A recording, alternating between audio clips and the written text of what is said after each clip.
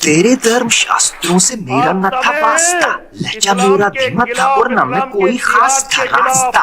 अलग था अपना नाश्ता, तू मैं खाता बीफ अगर तू खाता उसकी खास था। स्वप्न है वीर सावरकर का स्वप्न है, क्या कहिएगा? स्वप्न है, लेकिन जो सपना हम सबकी आंखों में होना चाहिए, केवल अफगानिस्तान तक नहीं, हमें मक्का के उस मंदिर को भी लेना होगा जहां महादेव की गंगा जमजम के रूप में बहती है। अगर आपके पूजा स्थलों में मक्केश्वर महादेव का मंदिर नहीं आया, अगर आपने मक्केश्वर महादेव को नहीं जीता, तो धरती की कोई भी ताकत इस्लाम को कमजोर नहीं कर सकती। आपको कैंसर पर वार वहां जाकर करना पड़ेगा जहां से सारा कैंसर फैलता है। गुरुजी, आपके कमर जैसे चरणों में साक्षात दंडवत कोटि कोटि प्रणाम। मेरा ये प्रश्न है कि मक्का मदीना में जो शिवलिंग है, क्या वहाँ उपस्थित है कि नहीं? हाँ ठीक है, वहाँ पर शिवलिंग है। हमारे भगवान हुए ना, तो मुस्लिम लोग उसको कैसे अपना भगवान मान के उधर रख?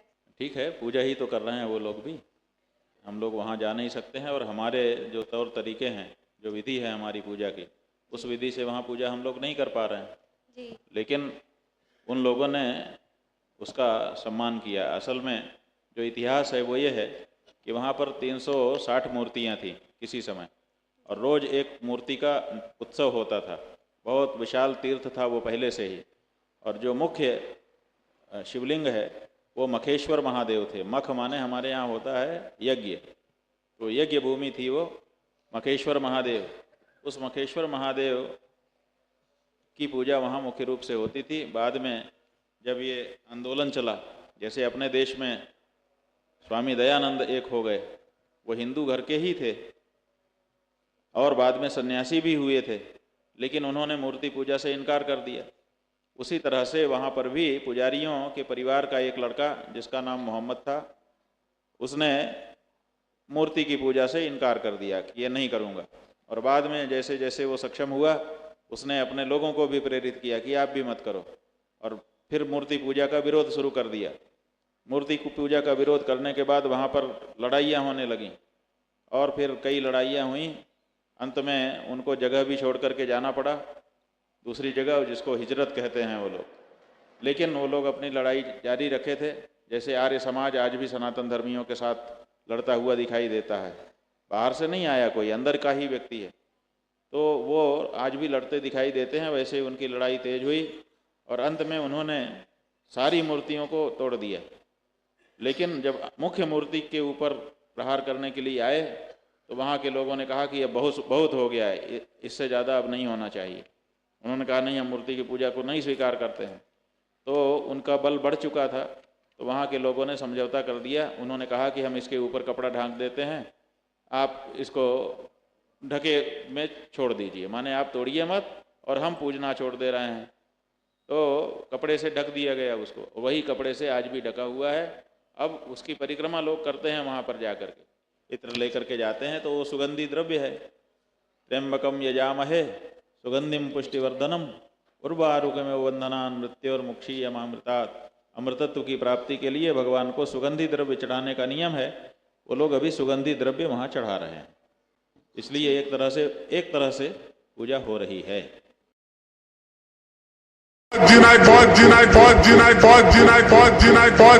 Wake up to reality.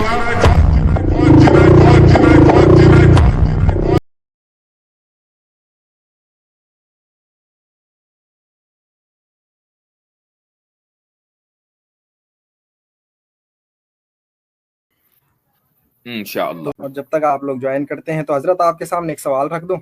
जी बोलिए। दरअसल अभी कुछ मैं लिंक डालूं या नहीं? अभी थोड़ा 1-2 मिनट रुक के डाल दीजिए। आप सवाल सुन लीजिए, फिर उसकी नोयत के हिसाब से आप देख लीजिएगा जी। अभी कोई गुज़िश्ता 5 या 10 दिन पहले एक सवाल किया गया, जो इंडिया में 4 मठ हैं, उन मठों में से एक मठ है शंकराचार्य हैं वो वहाँ पे इस टाइम। तो सोशल मीडिया पे काफ़ी एक्टिव रहते हैं और अपनी राय हर एक मुद्दे पे वो रखते हैं। तो उनसे एक सवाल किया गया, जो उनके क्वेश्चन आंसर सेशन होता है, तो उसमें एक खातून के जरिए उनसे सवाल किया गया कि क्या मक्का मदीना में जो है वो शिवलिंग मौजूद है, और अगर शिवलिंग मौजूद है तो कहाँ है। तो इस पे उन्होंने जवाब दिया कि जी बिल्कुल वहाँ शिवलिंग मौजूद है, और जो मुसलमानों की है वो पूजा पद्धति है, यानी कि जो इबादत करते हैं वो भी इबादत उसी की करते हैं, लेकिन उनकी जो इबादत करने का तरीका है वो अलग है हमसे, हमारी तरह नहीं इबादत होता। लेकिन बहरहाल उन्होंने उसकी इज्जत रखी है और उसको जो है वो सम्मान देते हैं, लेकिन उसको जो है उन्होंने ढांप दिया है काले कपड़े से। और उन्होंने फिर इसका पस मंजर ही बयान किया कि वहाँ 360 बुत रहते थे पहले, और रोज एक बुत की इबादत होती थी वहाँ पे। और इसी तरह से एक जो खानदान था, जैसे कुरैश का खानदान था, तो आप सल्लल्लाहु अलैहि वसल्लम का जिक्र कर रहा था कि उनके बेटों में से एक बेटा ऐसा निकला कि जिन्होंने जो है वो मूर्ति पूजा का विरोध किया, और इन्होंने उसको जो है सिमिलैरिटी दी जैसे स्वामी दयानंद सरस्वती से, कि जैसे यहाँ इंडियन फिलॉसफी में या इंडियन कल्चर में स्वामी दयानंद सरस्वती ने जो है वो मूर्ति पूजा का विरोध किया, उसी तरह से उन्होंने भी मूर्ति पूजा का विरोध किया। लेकिन ये सिलसिला जब आगे चला, उनको जब वहां पे मिली, पावर मिली, तो उन्होंने उसका सम्मान इतना किया कि उसको ढका दिया, उसको वहां से तोड़ा नहीं, और वो शिवलिंग वहां अभी भी मौजूद है, और उसकी ही इबादत जो है वो मुसलमान, वो जो पूरे काबे को वो शिवलिंग मानते हैं, पूरे काबे को नहीं, उसके अंदर मानते हैं कि उसके अंदर शिवलिंग है, उसको ढक रखा है। हाँ, तो असल में क्या है कि ये जो जिन लोगों के बारे में आप बात कर रहे हैं, उनका एक हजारों सालों से एक खास कल्चर चला आ रहा है, और वो ये कि किसी भी बाबा की कोई भी बात को आंख बंद करके मान लेना, कान बंद करके सुन लेना, और उस पर कोई सवाल ना उठाना कि भाई मुसलमान में से हर एक को अंदर जाने की इजाजत नहीं है, और बहुत ही खास लोग अंदर जाते हैं, या तो वो ये कि हुकूमतों के नुमाइंदे होते हैं, मुसलमान ही है लेकिन हुकूमतों के नुमाइंदे होते हैं, या कोई बहुत बड़े उलमा, इस तरह के हजरात को खुसूसी दावतनामा दिया जाता है कि वो अंदर जाएं और 2 रकत नमाज पढ़कर आए। लेकिन इतने खुसूसी दावतनामों के बावजूद भी अंदर जाने वालों की तादाद कोई 50-60 लोगों की नहीं है, बल्कि हजारों लोग अंदर जा चुके हैं। बल्कि मैं ये कहूंगा कि लाखों लोग अंदर जा चुके हैं इस पूरे अरसे में, शुरू से लेकर आज तक। किसी ने आज तक ये नहीं कहा कि अंदर कोई शिवलिंग रखा हुआ है जिसको ढक रखा है। ये जो महाशय हैं, इनको कैसे पता चला, जबकि अंदर की अब वीडियोस भी सोशल मीडिया के ऊपर मौजूद हैं कि अंदर एक खाली कमरा है और उसमें 2-3 सुतून है, और इसके अलावा वहां एक कोने में जीना है जो ऊपर छत में जाता है, और इसके अलावा वहां और कुछ नहीं है।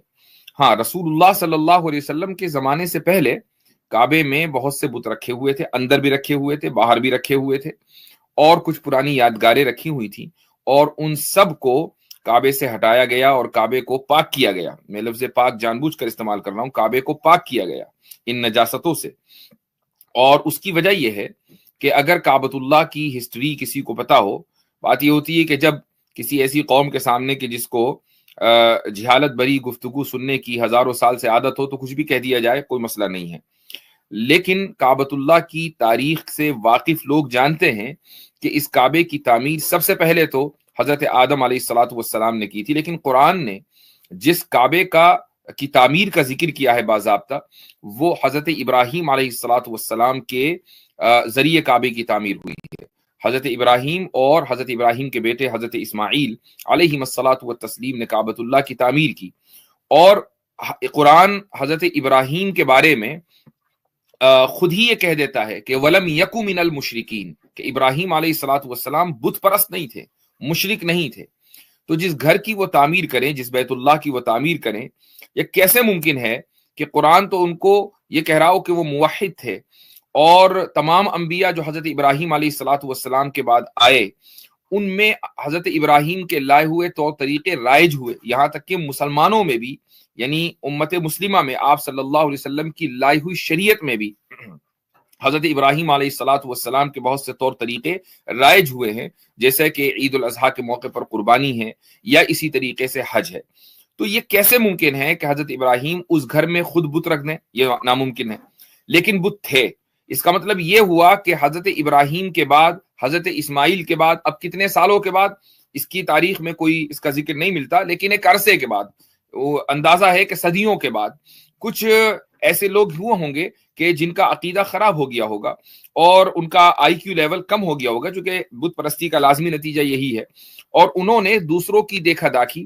तारीख अरब में मिलता है कि अम्र इब्न लुहा नामी एक शख्स था कि जो वहां गया मजूसी सल्तनत में, यानी फारिस में, जिसको पर्शियन एम्पायर बोला जाता है, और वहां उसने देखा कि कुछ लोग बुत परस्ती कर रहे हैं। वहां उसने देखा कि कुछ लोग आग की इबादत करते हैं, और उसने आकर अपने लोगों में ये कहा कि भाई वहां मैं ये तरीका देख कर आया हूं कि लोग बुत परस्ती करते हैं और आग की इबादत करते हैं। उस इबादत करने से उनका कॉन्सेंट्रेशन लेवल बढ़ जाता है। ये उसका अपना ऑब्जर्वेशन था, ऐसा हकीकतन नहीं है। तो हमें भी कुछ ऐसा ही करना चाहिए। और उसने एक बुत तराशा और इस तरीके से बुत परस्ती का आगाज उस कौम में हुआ। तो अगर हम ये इनकार करें कि भाई काबतुल्लाह में बुत थे, इसका इनकार करें, तब तो ये गलत है। हम मानते हैं कि काबतुल्लाह में बुत थे और 360 थे, लेकिन साथ में ये भी मानते हैं कि काबतुल्लाह को उन बुतों से पाक किया गया, और ये भी मानते हैं कि जब काबतुल्लाह की तामीर हुई हजरत इब्राहिम अलैहिस्सलातु वस्सलाम के जरिए, तो उसमें किसी बुत का होना नामुमकिन है, क्योंकि कुरान की शहादत है कि हजरत इब्राहिम ऐसे नहीं थे। हाँ, ये जरूर है तारीख में लिखा हुआ कि बाद में बुत परस्ती का आगाज हुआ।